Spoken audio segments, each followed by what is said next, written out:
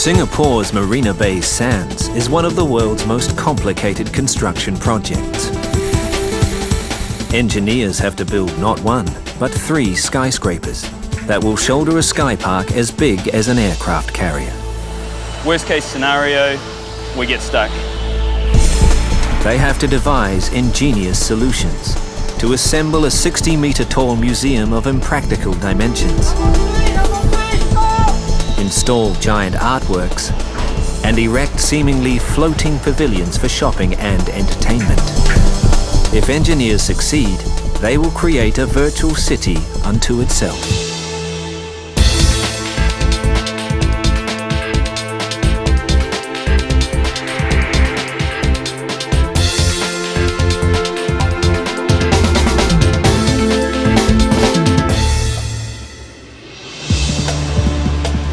Singapore, the Southeast Asian country, is smaller than New York City. The lack of space forces it to build its largest leisure and entertainment hub to date on a small tract of reclaimed waterfront land. The Marina Bay Sands. It's not one megastructure, but many. Serious challenges lie in the array of buildings that form the unique complex.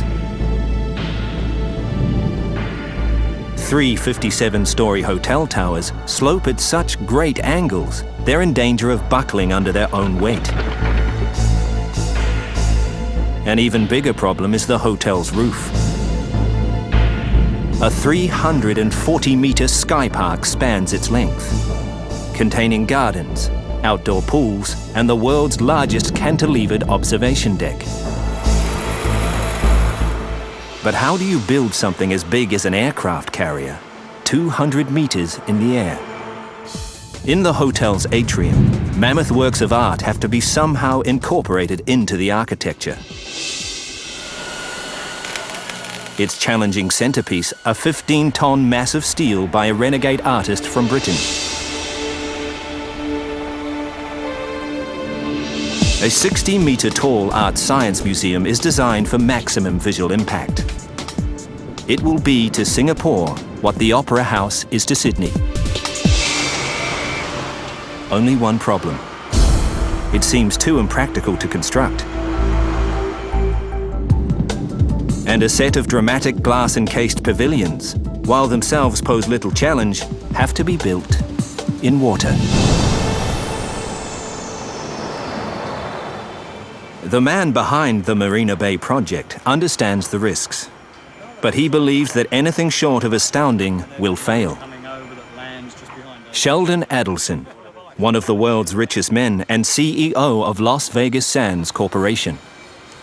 What we hope to accomplish is to change the face of Singapore tourism.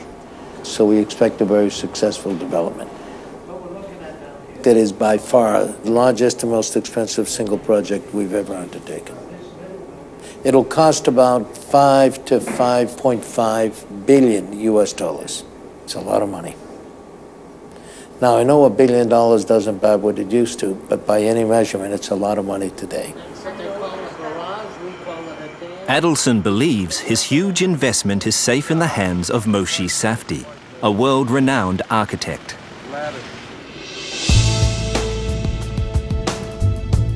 Safdie is recognized for his use of dramatic curves and geometric patterns. The Marina Bay complex will be his largest and most difficult project yet. I think that architecture has to be timeless. Therefore, what it espouses, what it provides, needs to be something that has a long life. What's unique about Marina Bay is all the pieces coming together. You can't think about it as individual buildings. You've got to think about it as a piece of city. It's much more a symphony than it is a sonata. On the ground, engineers are more concerned about the reality of building Safdie's vision. This is the North Retail section area. 30-year veteran John Downs is in charge of overseeing the entire project. The design is very, very diverse, and each component of the project is totally different from the others. For a project of this size, you'd expect with the planning, with the design, with the construction, you'd be expecting somewhere between 6 to 7 years. Here is basically a 3-year turnaround.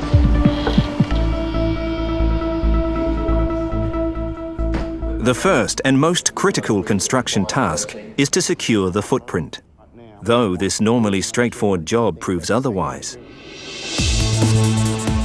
Since the site was originally allocated for boats.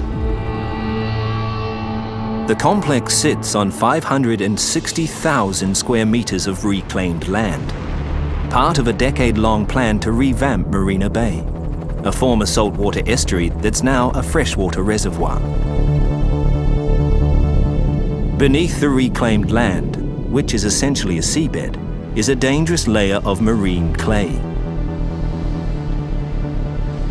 Sometimes called black toothpaste, marine clay has very poor structural properties. If not given complete respect, the unstable marine clay is potentially fatal.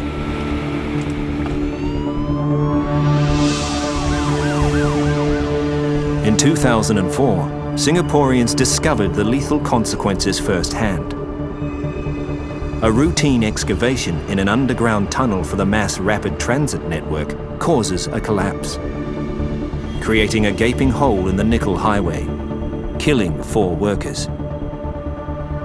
The ground conditions in which they were building the nickel highway were not dissimilar to those in which we are encountering here.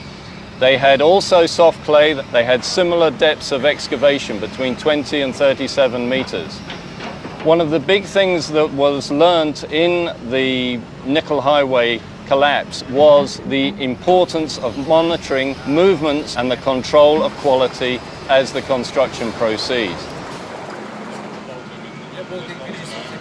Marine clay is an old foe of engineer Mike Barton. He's defeated it in the past by understanding how it behaves.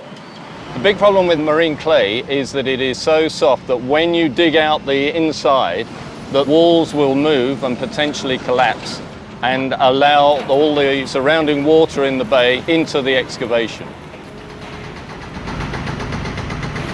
So, before work can begin, the unstable building site needs major fortification.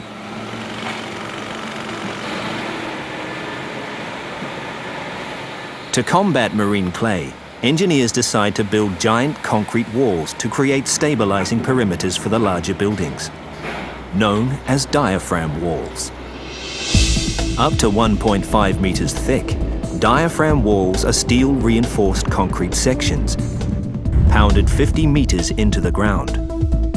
They form watertight enclosures for men and machines to work round the clock. In just 1 year, over 4,000 meters of diaphragm walls help produce a rock-solid foundation.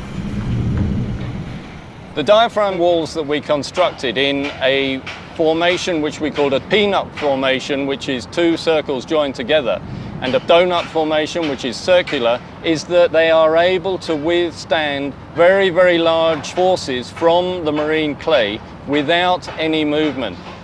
They encapsulate an area that's bigger than a football pitch that enables us to excavate very quickly and to build structure up very quickly.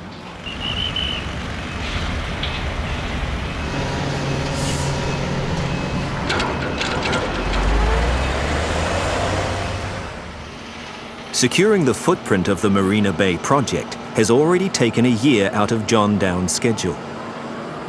He now faces the difficult task of erecting the resort's many buildings in a space of just 2 years.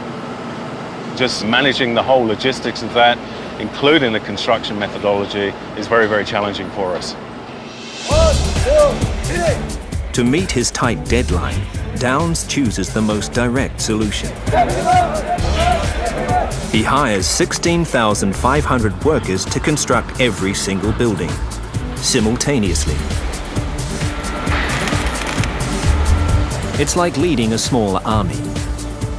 So organizational excellence is key.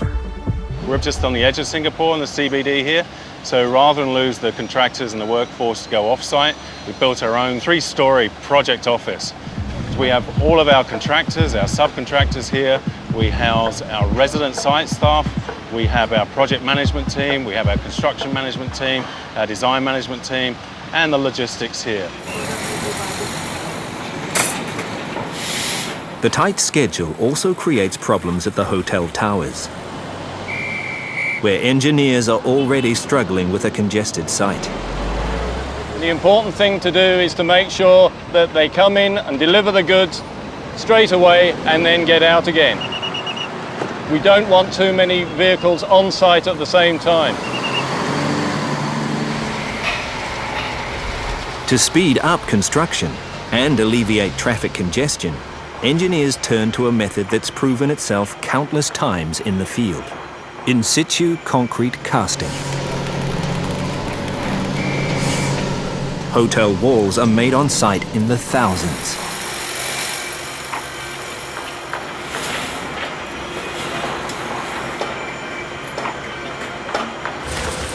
And workers laying the floors are so proficient, they produce 1 floor per 4-day cycle. It's an impressive display for a conventional solution. But the structure they're attempting is anything but conventional. The key challenge of building the hotel towers is its unusual design. Unlike other skyscrapers, part of the towers slope at incredible inclines. Like a set of collapsing dominoes, the towers could buckle under their own weight if a practical building solution is not found. It's a major concern for engineer Craig Glover. I've been in the industry for 25 years, done a wide range of projects in many different countries, but nothing compares to this whatsoever. There was nothing we could take reference from across the street on the next high rise or across town. This is a new frontier.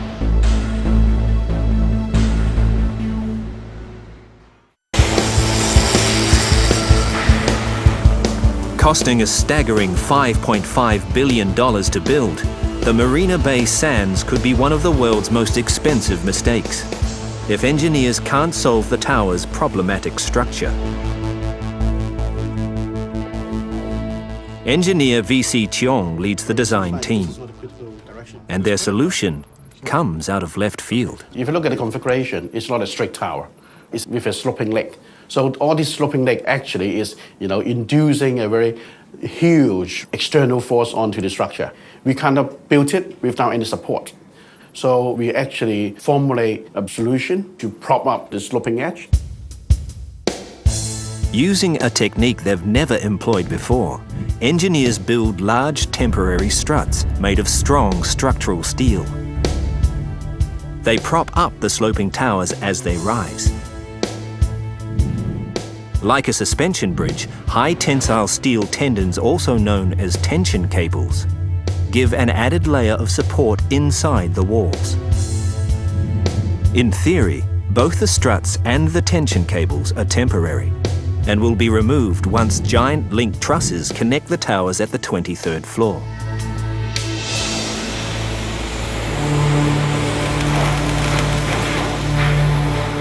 The sheer weight in concrete is enough to topple the towers at level 8 if the engineer's calculations are wrong.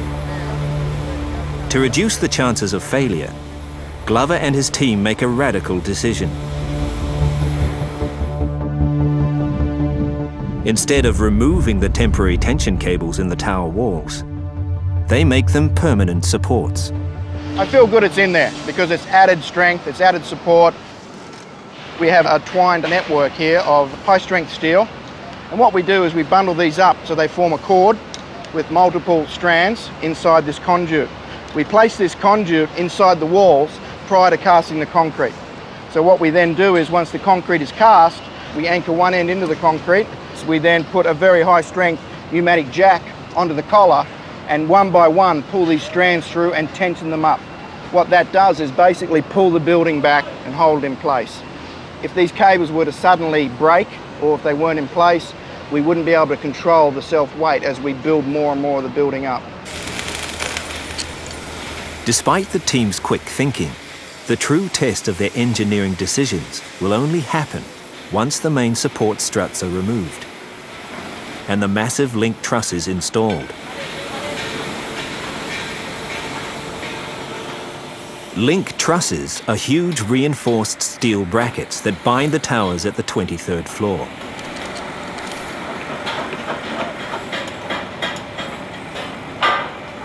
Once their installation is complete, they transfer the sloping tower's weight completely away from its temporary struts. Once we're satisfied that we don't have any stability issues, then we can bring the large hydraulic cranes in and member by member start to dismantle the struts. We've got a lot of time pressure, so we've just got to make sure that these things keep moving. As the last pieces of support struts leave the site, Glover and his team can finally breathe a sigh of relief.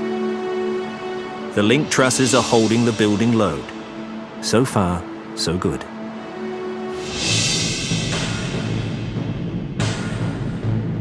Not all the structures have ended up according to plan. The 60-meter-high Art Science Museum is facing a major design overhaul. Planned as a venue for blockbuster exhibitions on the arts and sciences, its bowl-shaped roof doubles as a 3,000-seat amphitheater.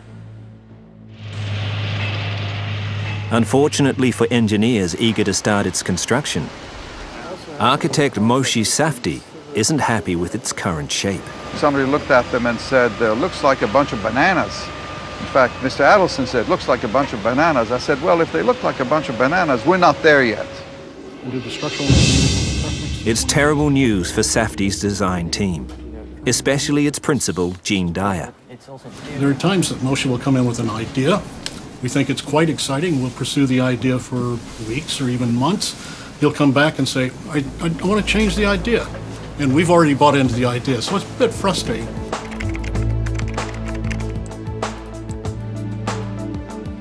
To rework the unique geometry and dimensions of the Art Science Museum, Dyer and his team turned to advanced 3D modeling programs.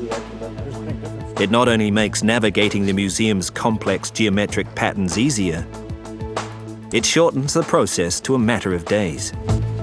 The model is dynamic and it can be moved by just changing one or two elements. Moshe could experiment. He could make rapid judgments in a very short period of time about which way he wanted to take the project. This is a process that was impossible to do 10 years ago. Without the computer, this would take years and years and years. After months of refining the design, Safdie is finally happy with the result. The mathematical precision that we gave them made them even more beautiful. It led some people to say, well, hand of welcome. Others said, is that a lotus? And the more ambiguous the associations, the closer I thought we were getting to our target. Because I think the least exciting buildings are those which have overt symbolic associations. Armed with the new design, engineers begin work on the museum's 60-meter-high superstructure.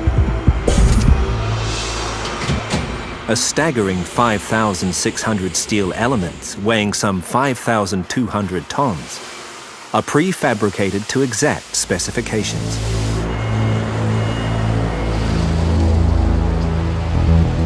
They are then trucked onto site and assembled. It's like putting together a giant jigsaw puzzle. Each element has to be installed with pinpoint accuracy. If it's even a few millimeters off, engineers will have to start from scratch. Engineers of the massive atrium at the base of the towers are facing an equally tough construction process.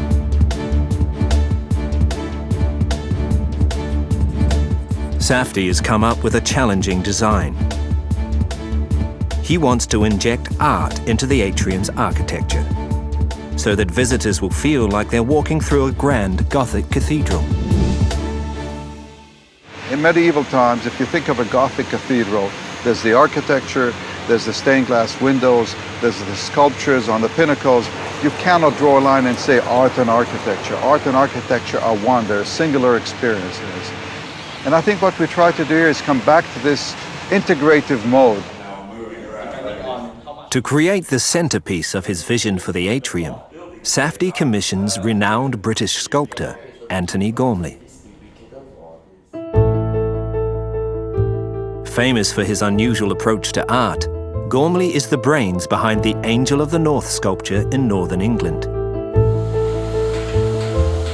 What he's about to attempt is proving to be more of a construction challenge than an artistic one. A cloud-like sculpture some 40 meters long, made up of 15 tons of high-grade stainless steel, hung 12 stories above the atrium.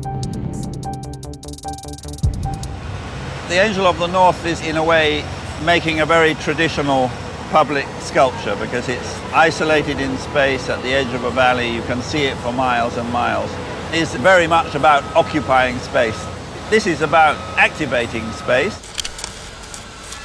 But just as they're about to begin construction, a bombshell drops. September 2008, a global financial crisis wreaks havoc on markets. The flow of the hundreds of millions of dollars that keep the Marina Bay project going every month suddenly stops. For engineer Matthew Pryor, it's a massive blow. I feel devastated. I mean, it couldn't be worse. Probably the worst day of my life professionally. There's no more money coming through. So unless we put some funding in place or there's something, we're going to have to shut the jobs down. It is a tough decision to be made, and we don't know what we're going to do just at this point in time.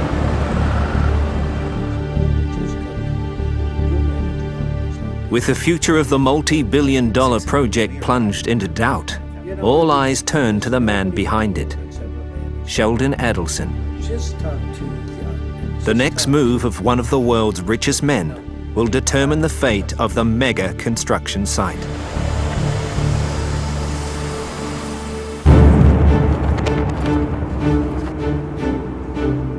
The 2008 global financial meltdown is a haunting echo of the 1990s Asian crisis. Back then, progress on Shanghai's World Financial Center came to a complete halt for 5 years. For Adelson, that's simply not an option for the high-profile Marina Bay resort. His vision of changing the face of Singapore tourism is at stake, and so are billions of dollars of investment from his Las Vegas Sands Corporation. He prefers finding a stopgap solution to weather the storm. Throughout history, there has never been a trend that went straight up, nor a trend that went straight down. So it goes up and down. It's only a matter of time when things will recover. In a bold move, Adelson pledges his vast personal wealth to the completion of the project, effectively ending any speculation of failure. There's a massive sense of relief in the company. I mean, everyone pleasantly surprised how quickly we've got through this and the fact we could hold it together and get it going again. So euphoria is probably the best way to describe it. With the crisis averted, construction on the 3 57-story hotel towers, the casino, theatres and convention centre resumes at pace. Everywhere you turn, steel is being installed. It's vital reinforcement for every concrete structure on the 15.5-hectare site. For one project at the tower's atrium, steel is more than just reinforcement. To construct the 15-ton drift sculpture by British artist Antony Gormley, engineers had to first laboriously prefabricate it into over 70 segments. The segments are then welded into 8 slices and will ultimately form the sculpture. It's a tricky operation, but engineers are able to complete it swiftly due to a system of codes and numbers that enable them to quickly identify what goes where.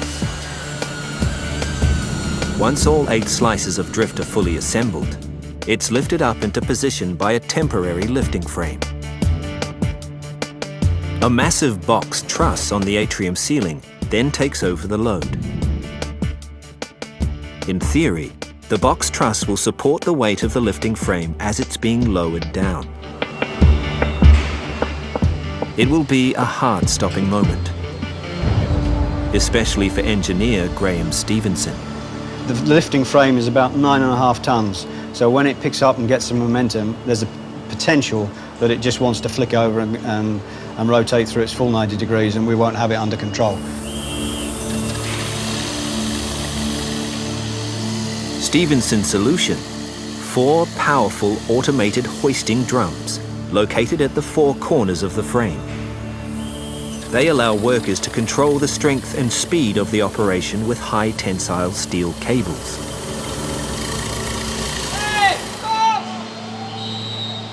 A spotter at the top determines the pace of the procedure and marshals the team.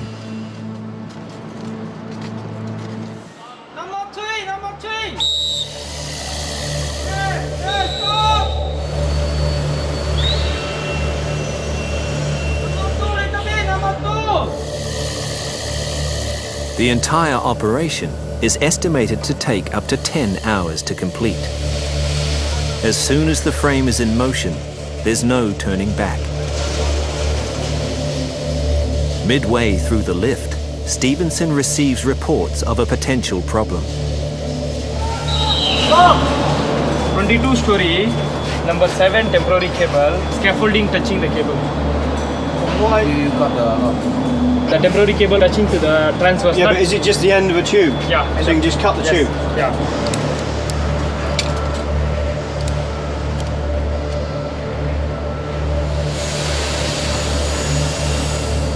Problem solved.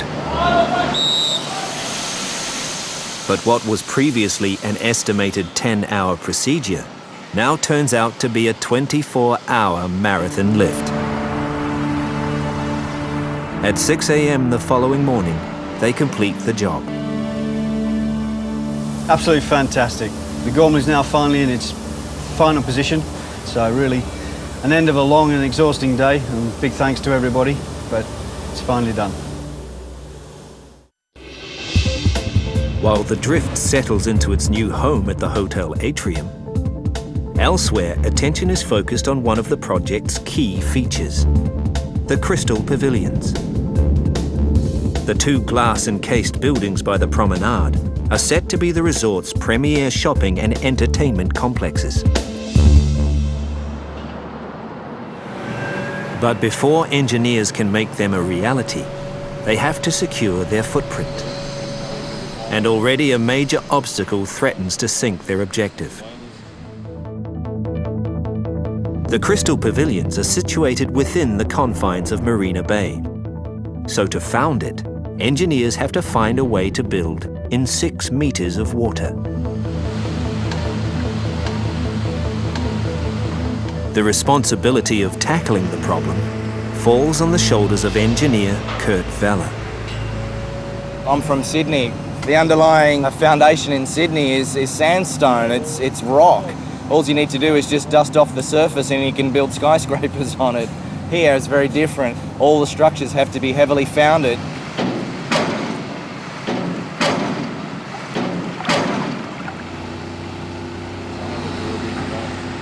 To keep water out of the construction site, only one solution seems viable for Vella and his team: a waterproof steel structure called a cofferdam.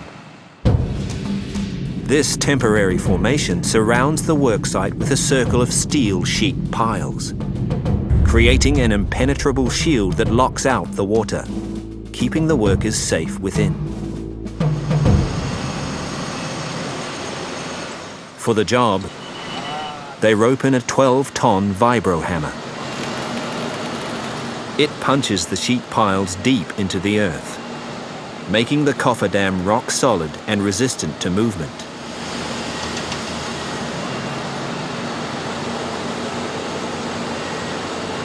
With the cofferdam secured, engineers deploy powerful diesel pumps and run them 24 hours a day. ejecting any water that remains within the walls. This last step comes with inherent dangers. The force of the water outside creates what engineers call hydrostatic pressure. In theory, it's powerful enough to force water through any gaps in the cofferdam. It's something that Vela prays will not happen. There's a bit of hesitancy and concern because we've got to build this building in the middle of Marina Bay. Everybody can see what we're doing, so if it leaks, it's a problem. If it fails, if it moves, if it collapses, it'll be an absolute catastrophe.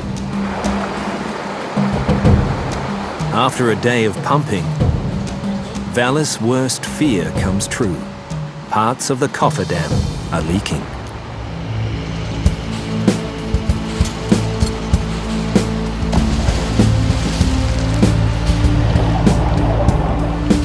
To rectify the problem, Vela orders a team of 8 divers into the water on 10-hour shifts. Their mission? Find out where the water is being forced in and plug them shut with epoxy resin. Anson Lee is an 8-year diving veteran. The toughest part of my job is the environment. The visibility is poor here. It is totally zero, I cannot see anything here below. I solve that by feel the suction and then feel out the thing. You have to overcome all the fear that you can't see under the water, but okay I feel proud to be one of this team to build this thing out. After 2 weeks of hard work by divers and the pump crew, the job is finally complete.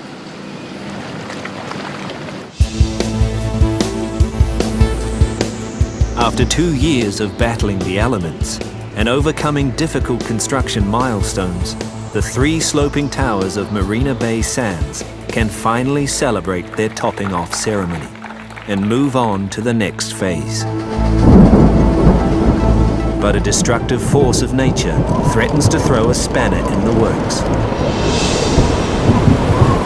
With climate change predicted to affect the pattern of Southeast Asia's typhoons, Singapore may one day experience the destructive tropical storms plaguing its northern neighbors in the Philippines and Taiwan.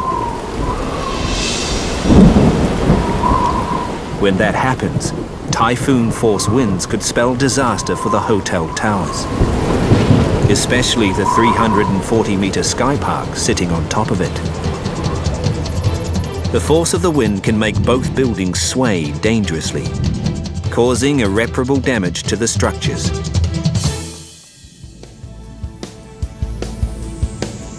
The Sky Park, offering 360-degree views of Singapore.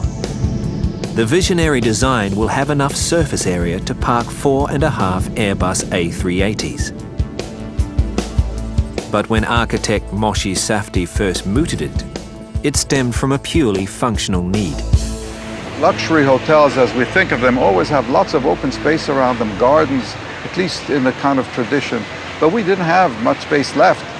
And at that point, I figured, well, if we cut out of an extrusion of foam the kind of slab that goes over those 3 towers, and we placed it there, and we said, well, what do we have here? My God, that's some park. And so that's where the idea was born. That's what makes us a resort. This is not a critical direction. Safdie's revolutionary idea scores points for ingenuity, but it clearly isn't what nature intended. Typhoon-force winds threaten to rock the towers and its sky park, causing unimaginable damage. If engineers are to make the building a reality, they'll need a rock-solid solution. Still got to do all this cladding. Engineer Tony McKee has little time to make things happen. At the moment, we're running a couple of weeks behind what we'd originally planned. We're not entirely happy about it, but at the end of the day, we've got to do this safe and we've got to do it properly. You're safe, close to the... To fight the enemy, McKee knows he has to first understand the enemy. He hires leading US wind engineers CPP to carry out extensive testing on the towers and Sky Park. Their mission? Find out how Singapore's potential wind forces affect the buildings. Wind engineer Roy Danoon oversees the process at their state-of-the-art wind tunnel in Fort Collins, Colorado. The thing that makes this really special is the fact that we have this Sky Park running across the top, linking all the towers together. So whereas normally with a normal tower, we'd measure the loads on the tower in isolation, with this one, what we're needing to do is to measure the loads on all three of the towers at exactly the same time. So that way we can know how the towers are going to move relative to each other, so we can make sure that they're not going to put excessive strains or movements into the Sky Park. During the tests, a scale model of the Marina Bay Towers is blasted with 40 km/h winds to simulate faster typhoon winds in reality. Over 1,000 pressure measuring instruments inside the model register how the winds affect the buildings. At the end of the tests, engineers confirm that the three towers can deform by some 200 millimeters during the fiercest storm. Engineers quickly figure out a solution: movement joints. Inspired by bridge engineering philosophy, movement joints are essentially gaps located between the concrete towers. The huge gaps allow for movements of up to 250 millimeters. Aluminium and stainless steel plates act as sliding components. They can move back and forward over each other, a little bit like you'd see in a flexible bus, where you have that articulation happening in the middle. It's a similar concept to that. To accommodate the differing movements of the three towers, engineers install multi-directional steel bearings below the Sky Park.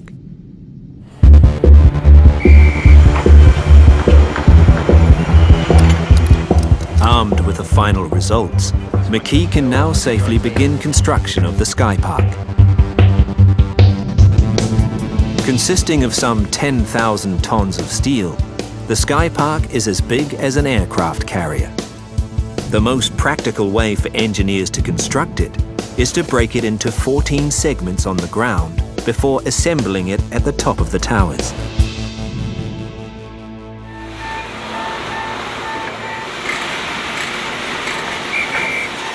There's no room for miscalculation at 200 meters in the air.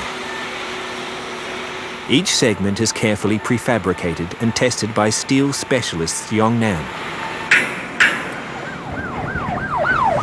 and then trucked to the site independently. From the very beginning, McKee and his team anticipate that their biggest challenge will be lifting the two largest segments of the Sky Park, the box girders.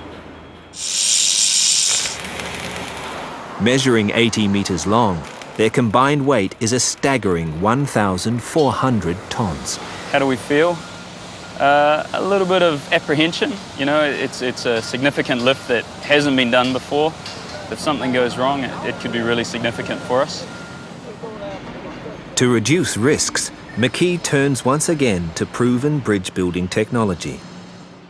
In a process known as strand jacking, giant temporary lifting gantries made of strong structural steel will use powerful hydraulic jacks to lift the box girders up to the top of the towers before sliding them into place. It will be the longest and largest lift of its kind in the world, and McKee needs the best in the business. He puts a pioneer in the field in charge. Swiss-French company VSL.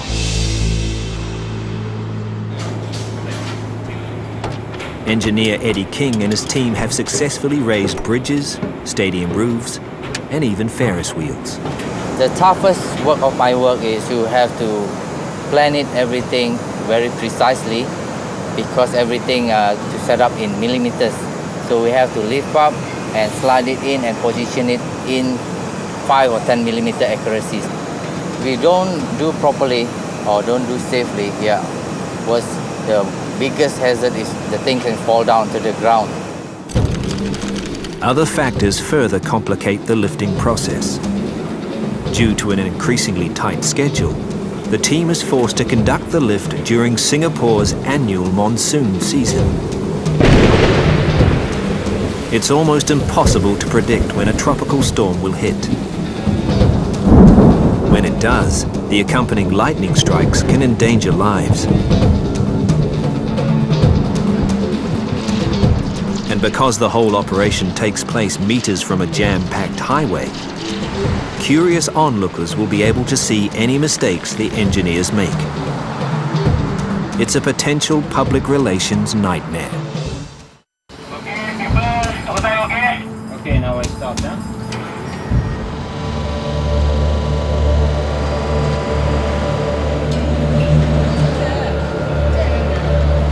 During an estimated 16-hour lift, the box girders will move at a cautious 14 meters per hour. Eddie King and his team constantly check their weather gauges for any incoming storms. The hydraulic jacks are also inspected regularly for overheating. No one wants the operation to stall in mid-air. Today, point 1 to point 4. 288. Oh, that one, this one. Change to channel 2, yeah? Despite the team's best efforts, Mother Nature catches them by surprise. Okay guys, rain is coming. It's better we stop here. An approaching downpour threatens to grow into a lightning storm. We are at 200 meters above and surrounding building is quite far away. So there's a chance of the lightning striking on the high point like this. So we got to stop and wait until the weather getting better before we continue our lift. McKee's worst fear comes true. If the girders remain stuck at midway for too long, he will have to order them down.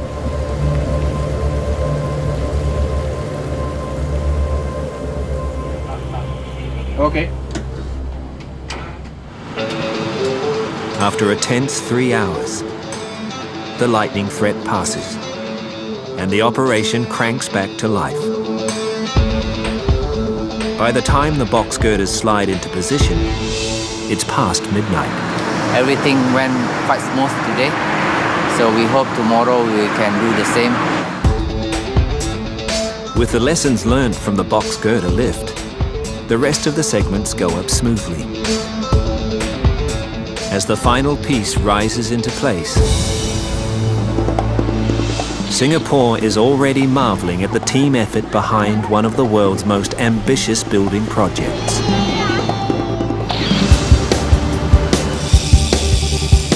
In just 3 years, engineers overcame seemingly impossible construction challenges, defeated marine clay, engineered ingenious design solutions, and survived the most debilitating financial crisis since the 1930s.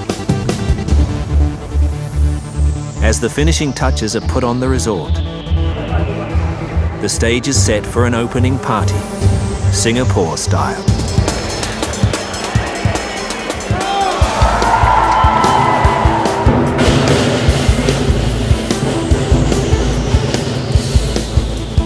Those involved reflect on the project that has already far surpassed their expectation.